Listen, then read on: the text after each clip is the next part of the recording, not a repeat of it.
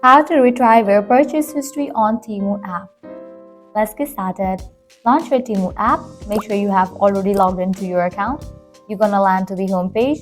Now at the bottom, you're gonna see the option of view. Click on it. Different options will appear. Navigate to the option of your orders. In this page, you're gonna find different sections as processing, shipped, delivered, and returned. Clicking on the option of delivered, you're gonna find your purchase history. In this page, you're going to find a list of your purchase history.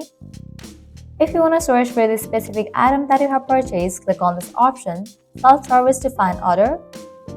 Now using these options, you can easily find your order.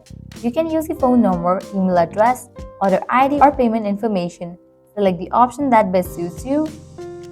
Then go through the process and find your order. Well, this way you can easily retrieve your purchase history on Temu app. This was really simple and quick process. At the end, if you guys find this video helpful, smash that like button, share and subscribe to our channel. Thanks for watching.